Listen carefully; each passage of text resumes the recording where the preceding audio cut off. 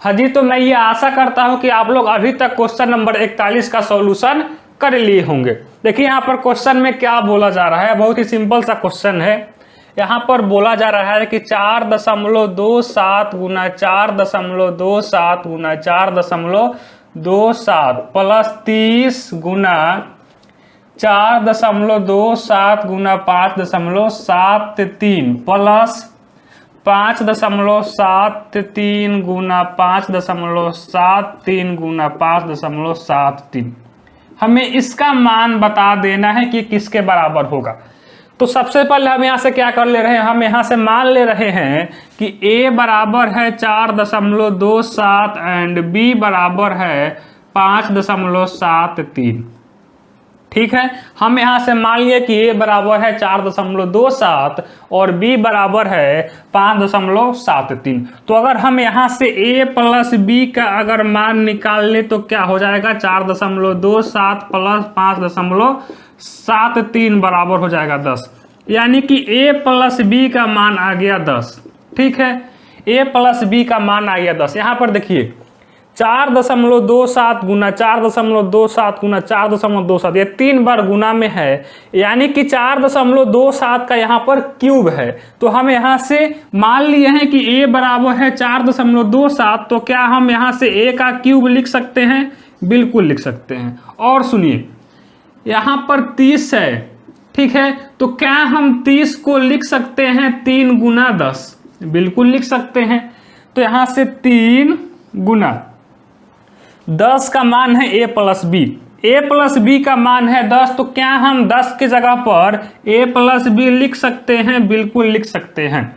और देखिए यहाँ पर a गुना b गुना यहाँ पर a गुना b प्लस देखिए यहाँ पर देखिए b का क्यूब है, 3 बार गुना है 5.73, तो यहाँ से हो जाएगा b का क्यूब। अब यहाँ से अब ये क्या हो जाएगा, सुनिए a प्लस b का होल क्यूब का फॉर्मूला होता है a cube plus 3 into a plus b into a into b plus b cube. तो यहाँ से क्या हो गई, a प्लस b का होल क्यूब। और हमने यहाँ से निकाल रखा है कि a प्लस b का मान है 10, तो ये हो जाएगा यहाँ से 10 का क्यूब, यानी कि 1000 हो जाएगा हमारा आंसर। तो यानी कि अगर हम बात करें अब ऑप्शन की, तो ऑप्शन सी हो जाएगा हमारा करेक्ट आंसर। तो ये रहा क्वेश्चन नंबर 41 का आंसर 1000। तो मैं ये आशा करता हूं कि आपको सॉल्यूशन समझ में आ गया होगा। अगर आ गया है तो अब आप क्वेश्चन नंबर 42 का सॉल्यूशन खुद से करिए। आपके पास 30 सेकेंड का टाइम है क्वेश्चन नंबर 42 का सॉल्यूशन करने के लिए। आप जल्दी से क्वेश्चन नंबर 42 का सॉल्यूशन करिए और आपका जो भी आंसर आ रहा है आप अपने आंसर को कमेंट सेक्शन में डाल दीजिए क्वेश्चन नंबर दे करके। यहाँ पर बोला जा रहा है क्वेश्चन में कि फैक्टोरियल 1000 के अंत में शून्य की संख्या कितनी होगी। फैक्टोरियल 1000 के अंत में शून्य की संख्या कितनी होगी हमें बता देना है।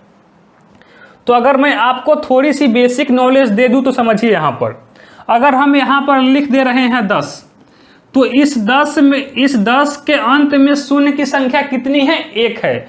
तो कहने का मतलब कि अगर हम 10 का फैक्टराइजेशन करें तो ये हो जाएगा 2 गुना 5। यानी कि अगर किसी संख्या का अगर हम फैक्टराइजेशन कर रहे हैं और उसके अगर फैक्टर के प्रोडक्ट में जितना 2 गुना 5 का पेयर रहेगा उतना ही उस संख्या के अंत में 0 रहेगी।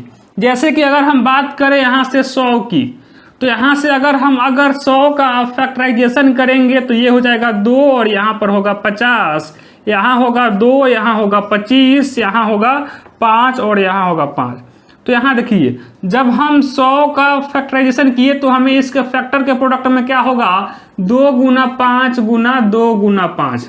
ठीक है, तो यहाँ देखिए जब हमने 100 का फैक्टराइजेशन किया तो इसके फैक्टर के प्रोडक्ट में 2 गुना 5 का 2 पेयर है। इसका मतलब ये कि 100 के अंत में 2 0 होगी। ठीक है, तो अब आप समझ गए होंगे कि किसी भी संख्या के अंत में 0 कब होता है, जब उसके फैक्टर के प्रोडक्ट में जितना 2 गुना 5 का पेयर रहेगा उतना ही उस संख्या के अंत में 0 होगा। ठीक है, तो यहाँ पर बोला जा रहा है कि फैक्टोरियल 1000 के अंत में शून्य की संख्या कितनी होगी। तो सबसे पहले हम यहाँ से मान ले रहे हैं कि जब हम फैक्टोरियल 1000 का सॉल्यूशन करेंगे, जब हम फैक्टोरियल 1000 का सॉल्यूशन करेंगे तो इसका मान हम मान ले रहे हैं कि x आ रहा है। फैक्टोरियल 1000 का मान हम मान ले रहे हैं कि x आ रहा है। तो जब हम इस x का फैक्टराइजेशन करेंगे, जब हम इस x का फैक्टराइजेशन करेंगे तो इसके फैक्टर के प्रोडक्ट में 2 जो है बहुत सारा होगा, 2 की संख्या बहुत सारा होगा, लेकिन हमें बताना है कि इसके अंत में 0 की संख्या कितनी होगी। तो केवल 2 का होने से कुछ नहीं होगा, इसके साथ इसके प्रोडक्ट इसके साथ 5 भी होना चाहिए, यानी कि 2 गुना 5 होना चाहिए। तो हमारे पास 2 तो बहुत सारा है, लेकिन अगर हम यहाँ से निकाल लें कि 5 की संख्या कितनी है, जितनी 5 की संख्या आ रही है उतना ही हम वहाँ से 2 की संख्या ले लेंगे। तो जितना 5 और 2 का 5 गुना 2 का जितना पेयर बनेगा उतना ही 0 फैक्टोरियल 1000 के अंत में होगा। तो अगर हम यहाँ से अगर 5 की संख्या निकाल ले तो कैसे निकालेंगे, यहाँ पर है 1000 है, हम यहाँ से 1000 में जब 5 से भाग देंगे तो ये हो जाएगा 20, यानी कि 200 बार में कट जाएगा, यहाँ पर आ जाएगा 200। अब हम इस 200 में फिर 5 से भाग देंगे तो 5 चौका 20 यानी कि 40 हो जाएगा यहाँ से। अगर हम फिर इसमें 40 में 5 से भाग देंगे तो ये हो जाएगा 8। अब हम फिर इस 8 में 5 से भाग देंगे तो ये एक बार में कटेगा। अब आगे जो शेष होगा वो 5 से छोटा होगा, यानी कि हम लास्ट यहीं तक का भाग दे सकते हैं। तो यहाँ पर जितनी संख्या आ रही है इसको आप जोड़ दीजिए, यानी कि 200 प्लस 40 प्लस 8 प्लस 1 यानी कि 249। तो फैक्टोरियल 1000 के अंत में, फैक्टोरियल 1000 के अंत में 249 जीरो होंगे। फैक्टोरियल 1000 के अंत में 249 जीरो होंगे। तो अगर हम ऑप्शन की बात करें तो ऑप्शन सी हो जाएगा हमारा करेक्ट आंसर। फिर से समझिए इसको, हम जब हम फैक्टोरियल 1000 का मान हम यहाँ पर लिखेंगे x, तो इसका जब हम फैक्टराइजेशन करेंगे तो इसमें 2 गुना 5 का जो पेयर बनेगा वह 249 बनेगा। जब हम x का फैक्टराइजेशन करेंगे तो उसमें 2 गुना 5 का पेयर 249 को बन जाएगा। इसलिए फैक्टोरियल 1000 के अंत में 249 जीरो की संख्या होगी। तो अगर हम बात करें यहाँ पर ऑप्शन की तो ऑप्शन सी हो जाएगा हमारा करेक्ट आंसर। तो मैं ये आशा करता हूँ कि आज के बाद अगर आपसे इस टाइप का क्वेश्चन जितने भी दिए जाएंगे आप उसका सॉल्यूशन आराम से अब आप कर पाएंगे। तो अब आप क्या करिए, अब आप क्वेश्चन नंबर 43 का सॉल्यूशन करिए। आपके पास 30 सेकेंड का टाइम है। आप मेरे प्यारे भाइयों और बहनों, आप क्वेश्चन नंबर 43 का सॉल्यूशन मात्र 30 सेकेंड के अंदर में आप इसका सॉल्यूशन करिए और आपका जो भी आंसर आ रहा है, आपका जो भी आंसर आ रहा है आप कमेंट सेक्शन में डाल दीजिए क्वेश्चन नंबर दे करके, ठीक है। तो अगर हम बात करें क्वेश्चन नंबर 43 की तो यहाँ पर बोला जा रहा है, क्वेश्चन को पहले एकदम ही ध्यान से पढ़िए, कोई हमें जल्दीबाजी नहीं है। यहाँ पर बोला जा रहा है कि एक निश्चित राशि चक्रवृद्धि ब्याज पर 3 साल में 6690 रुपये और 6 साल में 10,035 रुपये हो जाता है। वह राशि क्या है, हमें मूलधन बता देना है। तो देखिए, जब भी आपसे इस टाइप का क्वेश्चन पूछा जाए कि कोई x रुपये 3 साल में कुछ रुपए हो जाता है और वही x रुपए कुछ साल में y रुपए हो जाता है, तो उस x का मान यानी कि उस मूलधन का मान क्या होगा हमें बताना है। तो जब भी आपसे इस टाइप का क्वेश्चन पूछे तो आप सिंपल सा एक काम करिए, यहाँ पर आप P यानी कि मूलधन बराबर लिख लीजिएगा स्मॉलेस्ट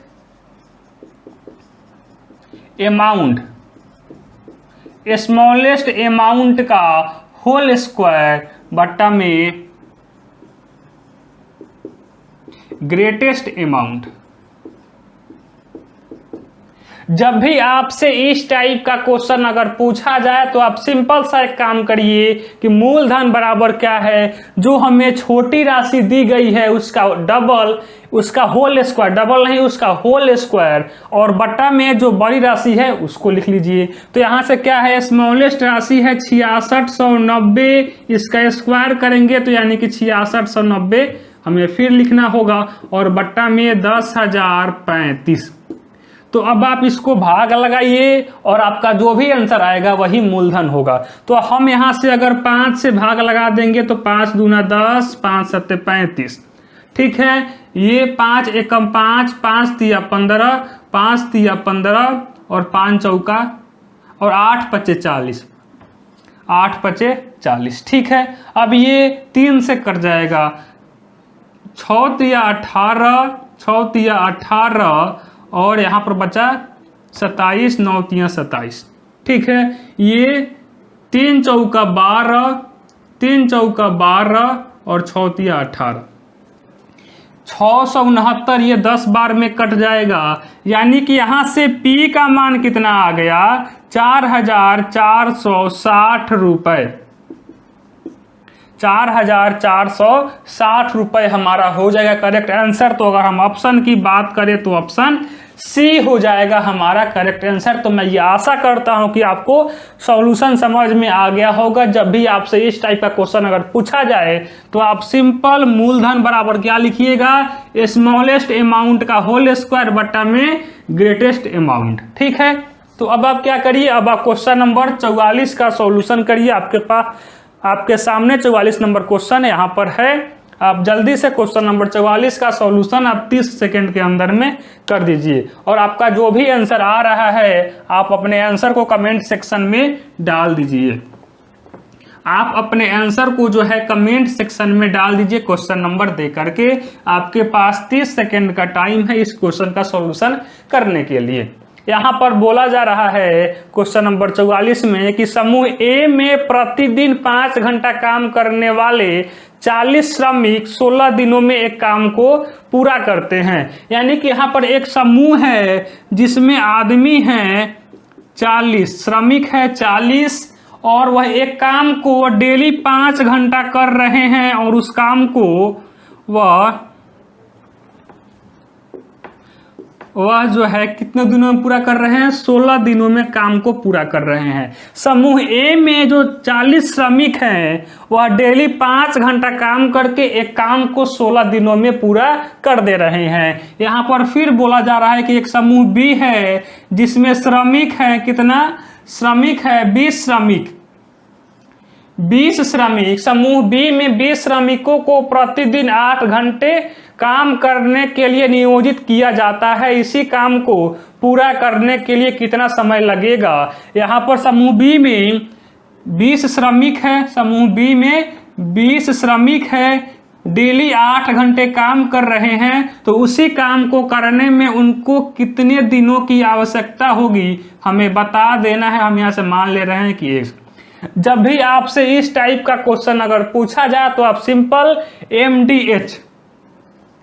MDH मसाला का फॉर्मूला का यूज करिए, आपका आंसर आपके सामने होगा। कहने का मतलब ये कि M1 D1 इंटू H1 बट्टा में W1 बराबर M2 into D2 into H2, और देखिए काम वही है तो W1 ये हो जाएगा कैंसिल आउट, क्योंकि काम तो एक ही है तो हम यहाँ से काम को हटा दे रहे हैं, ठीक है। यहाँ से देखिए ये है समूह ए में और ये है समूह बी, ठीक है। समूह ए में आदमी है 40 श्रमिक है, 16 दिनों में काम को पूरा कर रहे हैं डेली 5 घंटा काम करके। समूह बी में 20 श्रमिक है, हमें कितने दिनों में काम को पूरा करना है निकालना है, और डेली ये 8 घंटे काम कर रहे हैं। तो अगर हम यहाँ से x का मान निकाले तो क्या हो जाएगा, x बराबर 40 गुना 16 गुना 5 बट्टा में 20 गुना 8, 20 दूना 40 और 8 दूना 16, यानी कि 5 चौका 20, x का मान आ गया 20 दिन आ गया। यानी कि समूह बी में जो श्रमिक है 20 श्रमिक उसी काम को डेली 8 घंटा करके उस काम को 20 दिनों में पूरा कर देंगे। तो ये रहा हमारा क्वेश्चन नंबर 44 का सॉल्यूशन। अगर हम ऑप्शन की बात करें तो ऑप्शन बी हो जाएगा हमारा करेक्ट आंसर। ठीक है, तो अब आप क्या करिए, अब आप क्वेश्चन नंबर 45 का सॉल्यूशन खुद से करिए। आपके सामने यहाँ पर क्वेश्चन नंबर 45 है और आप अपने आंसर को मेरे आंसर से मैच करिएगा और आपका जो भी आंसर आ रहा है आप अपने आंसर को कमेंट सेक्शन में डाल दीजिए। आपको जो है 30 सेकेंड का टाइम दिया गया है इस क्वेश्चन का सॉल्यूशन करने के लिए। आप जल्दी से अपने आंसर को कमेंट सेक्शन में डाल दीजिए। अगर हम क्वेश्चन की बात करें तो यहाँ पर बोला जा रहा है दो संख्याओं के बीच का अंतर 9 है। ठीक है, यदि दूसरी संख्या का 7 गुना पहली संख्या के 5 गुने से 23 कम है तो इन संख्याओं का योग क्या है। यहाँ से अगर हम मान लें कि माना कि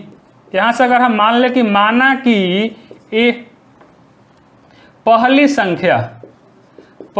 संख्या बराबर a एंड दूसरी संख्या बराबर b, तो प्रश्न में बोला जा रहा है कि उन दोनों संख्याओं के बीच का अंतर 9 है, यानी कि a माइनस बी बराबर 9। ठीक है, और फिर बोला जा रहा है कि दूसरी संख्या का 7 गुना पहली संख्या के 5 गुने से 23 कम है। तो ये हो गया इस तरह का समीकरण। तो यहाँ से अगर हम बात करें कि 5a माइनस 7b बराबर 23 समीकरण नंबर 2। अब आप क्या करिए, अब आप समीकरण 1 में 5 से गुना कराइए और समीकरण 2 में 1 से गुना कराइए। तो यहाँ से समीकरण 1 क्या हो जाएगा, 5a माइनस 5b बराबर 45 और यहाँ समीकरण 2 क्या हो जाएगा, 5a माइनस 7b बराबर 23। अब आप क्या करिए, इसमें से इसको माइनस करिए। तो ये माइनस, ये प्लस, ये माइनस, माइनस 5a और प्लस 5a हो जाएगा cancel out, plus 7b minus 7b यानी कि 2b बराबर क्या हो जाएगा, यहाँ से हो जाएगा ये 5 में से 3 के यहाँ पे हो जाएगा 22, ये हो गया 22। इसलिए b का मान कितना आ गया, b बराबर आ गया 11। ठीक है, यानी कि दूसरी संख्या का मान आ गया 11। तो अब हम क्या कर ले रहे हैं, यहाँ से अगर हम बात करें समीकरण 1 से तो यहाँ से a बराबर क्या हो जाएगा 9 प्लस 11, इसलिए a का मान आ गया 20। ठीक है, a का मान आ गया 20 यानी कि पहली संख्या का मान आ गया 20। हमें इन दोनों संख्याओं के योग का मान बता देना है, यानी कि a प्लस b का मान बताना है। तो 20 प्लस 11, इसलिए a प्लस b का मान आ गया 31 हो जाएगा हमारा करेक्ट आंसर। तो मैं ये आशा करता हूं कि आपको क्वेश्चन नंबर 45 का सॉल्यूशन समझ में आ गया होगा। अगर हम ऑप्शन की बात करें तो ऑप्शन बी हो जाएगा हमारा करेक्ट आंसर, 31 हो जाएगा हमारा करेक्ट आंसर। तो अब आप क्या करिए, अब आप क्वेश्चन नंबर 46 का सॉल्यूशन जल्दी से करिए। आपके पास 30 सेकेंड का टाइम है, आप जल्दी से क्वेश्चन नंबर 46 का सॉल्यूशन करिए। ठीक है, आप जल्दी से क्वेश्चन नंबर 46 का सॉल्यूशन करिए और आपका जो भी आंसर आ रहा है आप अपने आंसर को जो है कमेंट सेक्शन में डाल दीजिए। हाँ जी, तो अब मैं ये आशा करता हूं कि आप लोग अभी तक क्वेश्चन नंबर 46 का सॉल्यूशन कर लिए होंगे। यहाँ पर बोला जा रहा है एक संख्या को 12 से भाग देने पर शेष 7 निकलता है और 15 से भाग देने पर शेष 10 निकलता है, वह संख्या ज्ञात कीजिए। यहाँ पर बोला जा रहा है कि किसी संख्या में अगर 12 से भाग दे रहे हैं तो हमें शेषफल 7 बच रहा है, और उसी संख्या में अगर हम 15 से भाग दे रहे हैं तो शेषफल 10 बच रहा है, तो हमें उस संख्या का मान बता देना है। तो देखिए, जब भी आपसे इस टाइप का अगर क्वेश्चन पूछा जाए तो आप सिंपल से काम करिए। यहाँ पर दिया गया है डिवाइजर यानी कि भाजक, डिवाइजर और रिमाइंडर यानी कि शेषफल। डिवाइजर दिया गया है कि अगर हम उस संख्या में 12 से भाग दे रहे हैं तो हमें शेषफल 7 बच रहा है, और उसी संख्या में अगर हम 15 से भाग दे रहे हैं तो शेषफल 10 बच रहा है। तो हमें उस संख्या का मान बता देना है। तो इस टाइप के क्वेश्चन का सॉल्यूशन करने के लिए सिंपल से एक फंडा होता है। आप समझिए कि क्या फंडा होता है। सबसे पहले हम चेक करते हैं कि क्या दोनों कंडीशन में, इन दोनों कंडीशन में डिवाइजर और रिमाइंडर के बीच का अंतर सेम है या फिर नहीं है।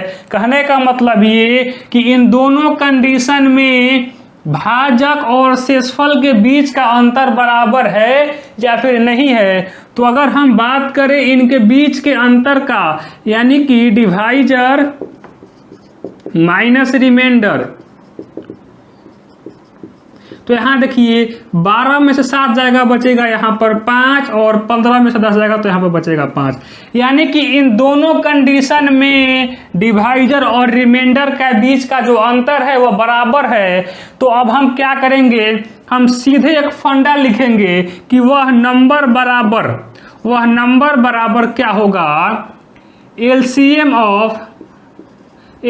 ऑफ डिवाइजर यानी कि भाजक का लघुत्तम, यानी कि 12 और 15 का लघुत्तम, LCM of divisor minus same number, ये सेम नंबर। बात को समझिए, अगर डिवाइजर और रिमाइंडर दोनों कंडीशन में अगर डिवाइजर और रिमाइंडर के बीच का अंतर अगर सेम आ रहा है तो हम डायरेक्ट उस नंबर का एक फंडा लिखेंगे कि एलसीएम ऑफ डिवाइजर, यानी कि इन दोनों भाजक का लघुत्तम और माइनस जो ये सेम नंबर आ रहा है, यानी कि डिवाइजर और रिमाइंडर के बीच का जो अंतर है उस अंतर को हम माइनस कर लेंगे। तो यहाँ से 12 और 15 का एलसीएम हो जाएगा 60 और माइनस 5, इसलिए वह नंबर बराबर क्या हो गई, वह नंबर बराबर हो गई 55 हो जाएगा हमारा करेक्ट आंसर। तो मैं ये आशा करता हूं कि आपको क्वेश्चन नंबर 46 का सॉल्यूशन समझ में आ गया होगा। अगर आगे से आपको इस टाइप का क्वेश्चन अगर जितने भी दिए जाएंगे आप आराम से उसका सॉल्यूशन कर पाओगे, ठीक है। तो अगर हम ऑप्शन की बात करें तो ऑप्शन डी हो जाएगा हमारा करेक्ट आंसर। तो ये रहा हमारा क्वेश्चन नंबर 46 का सॉल्यूशन। अब आप क्या करिए, अब आप क्वेश्चन नंबर 47 का सॉल्यूशन जल्दी से करिए। आपके पास 30 सेकेंड का टाइम है क्वेश्चन नंबर 47 का सॉल्यूशन करने के लिए। आप जल्दी से क्वेश्चन नंबर 47 का सॉल्यूशन करिए और आपका जो भी आंसर आ रहा है आप अपने आंसर को कमेंट सेक्शन में डाल दीजिए। आप अपने आंसर को कमेंट सेक्शन में डाल दीजिए। यहाँ पर बोला जा रहा है कि 9 सेंटीमीटर त्रिज्या के गोले से कितनी गोलियां बनाई जा सकती है यदि यह आवश्यक है कि प्रत्येक नई गोली की त्रिज्या 0.3 सेंटीमीटर हो।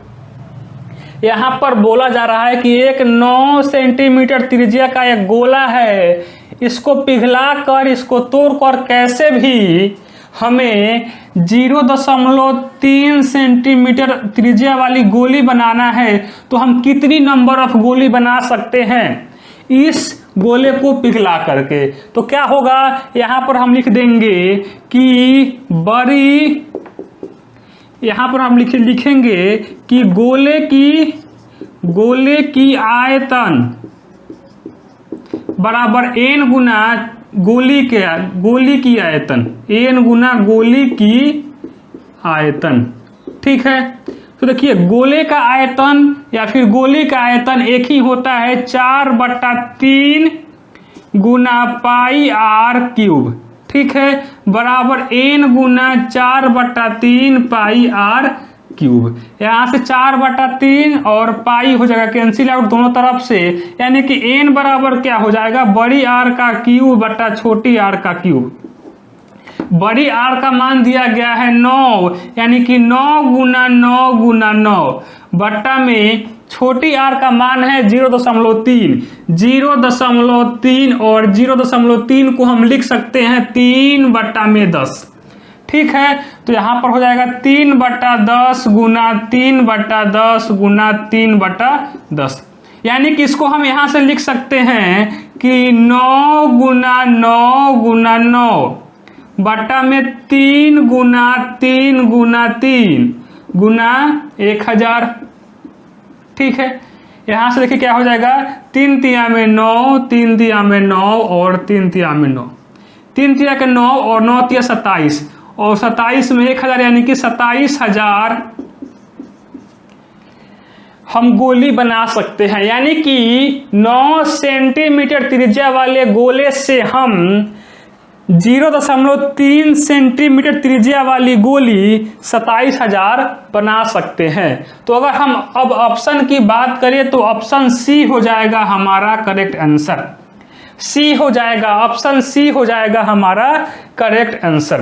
तो अब आप क्या करिए, अब आप क्वेश्चन नंबर 48 का सॉल्यूशन खुद से करिए और आपका जो भी आंसर आ रहा है आप अपने आंसर को कमेंट सेक्शन में डाल दीजिए क्वेश्चन नंबर दे करके। आप जल्दी से जितनी जल्दी हो सके आप क्वेश्चन नंबर 48 का सॉल्यूशन करिए। आपके पास 30 सेकेंड का टाइम है इसका सॉल्यूशन करने के लिए। आपके पास केवल और केवल 30 सेकेंड का टाइम है क्वेश्चन नंबर 48 का सॉल्यूशन करने के लिए। यहाँ पर बोला जा रहा है क्वेश्चन नंबर 48 में कि राम ने अपनी कार 60,000 रुपए में बेची और उसे 50% का लाभ हुआ। यदि वह अपनी कार को 40% लाभ पर बेचता तो विक्रय मूल्य क्या होगा, हमें बता देना है। देखिए, राम ने अपनी कार को जब 60,000 रुपए में बेचा तो उसको 50% की लाभ हुई। तो यानी कि अगर हम बात करें कि क्रय मूल्य प्लस लाभ की, जब उसने उस कार को 60,000 रुपए में बेचा तो उसको 50% की लाभ हुई। किस पर? क्रय मूल्य पर। ठीक है, क्रय मूल्य पर उसको 50% का लाभ हुआ। कहने का मतलब कि अगर अब हम बात करें कि क्रय मूल्य प्लस लाभ तो कितना हो जाएगा, 150%। तो जब वह अपने कार को 60,000 रुपए में बेचा तो उसको 50% का लाभ हुआ, यानी कि 150%। ठीक है, और वह क्या करना चाह रहा है कि अब वह अपने कार को अगर 40% लाभ पर बेचना चाह रहा है तो यानी कि 140% पर अगर वह अपने कार को बेचना चाह रहा है तो उस कार का विक्रय मूल्य क्या होगा। तो यहाँ से परसेंट हो जाएगा कैंसिल आउट, 0 से 0, 15 चौका 60 यानी कि 400, 14 चौका 56 यानी कि 56,000 रुपए होगा। अगर राम अपने कार को 60,000 रुपए में बेच रहा है तो उसको 50% का लाभ हो रहा है। अगर वह अपने कार को 40% लाभ पर बेचना चाह रहा है तो उसको 56,000 रुपए में बेचना होगा। उसको अपने कार को 56,000 रुपए में बेचना होगा। तो अगर हम बात करें ऑप्शन की तो ऑप्शन ए हो जाएगा हमारा करेक्ट आंसर। तो ये रहा क्वेश्चन नंबर 48 का सॉल्यूशन। मैं ये आशा करता हूं कि आपको समझ में आ गया होगा। अब आप क्या करिए, अब आप क्वेश्चन नंबर 49 का सॉल्यूशन करिए। आपके पास फिर 30 सेकेंड का टाइम है इसका सॉल्यूशन करने के लिए। आप जल्दी से क्वेश्चन नंबर 49 का सॉल्यूशन करिए और आपका जो भी आंसर आ रहा है आप अपने आंसर को कमेंट सेक्शन में डाल दीजिए। यहाँ पर क्वेश्चन में बोला जा रहा है, आप क्वेश्चन को एकदम ही ध्यान से पढ़िए, कोई हमें जल्दीबाजी नहीं है।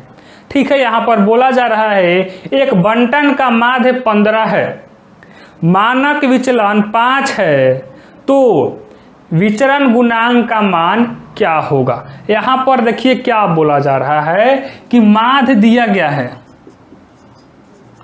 माध्य दिया गया है और क्या दिया गया है, मानक विचलन,